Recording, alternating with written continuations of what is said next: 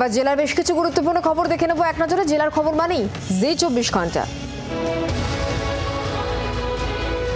ঘাটালের বন্যা পরিস্থিতি আরো ভয়ঙ্কর হওয়ার আশঙ্কা।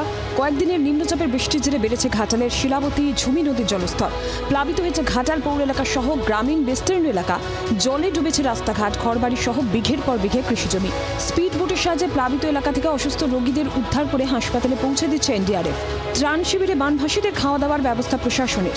এর মধ্যেই রবিবার সকাল থেকে আকাশে আশঙ্কার মেঘ। বৃষ্টি চললে পরিস্থিতি অবনতি হওয়ার আশঙ্কা ঘাটালে।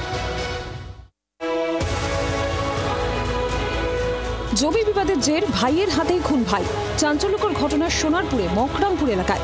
জানা গিয়েছে শনিবার সন্ধ্যায় স্থানীয় একটি চায়ের দোকানে চা খেতে গিয়েছিলেন আশরাফ সর্দার। অভিযোগ, সে সময় তার দাদা কালু সর্দার অতর্কিতে ধারালো অস্ত্র নিয়ে হামলা চালায়। গলায় কোপ মারা হয় আশরাফের।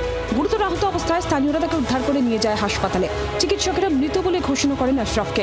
মৃত আশরাফের স্ত্রীর দাবি, দোষীকে দ্রুত গ্রেফতার করে দৃষ্টান্তমূলক শাস্তি দেওয়া হোক। লাভপুরে হাতিয়া গ্রামের শনিবার বোমা বাঁধতে গিয়ে বিস্ফোরণে 2 যুবকের মৃত্যু হয়। ঘটনাস্থল থেকে 100 মিটার দূরে 3টি ড্রাম উদ্ধার। সেই ড্রামে প্রায় 25 থেকে 30টি তাজা বোমা উদ্ধার করে লাভপুর থানার পুলিশ। রবিবার সকালে সিআইডি বম্ব স্কোয়াড পৌঁছে বোমাগুলিকে নিষ্ক্রিয় করে। পাশাপাশি ঘটনাস্থলের পাশে আরও একটি গ্রামে অনেক বোমা মজুদ রয়েছে বলে পুলিশের প্রাথমিক অনুমান। সেগুলির সন্ধানে তল্লাশি চালানো হচ্ছে। সঙ্গে রয়েছে বম্ব স্কোয়াড। বাংলার আওয়াজ, বাঙালির আবেগ, জি 24 ঘন্টা।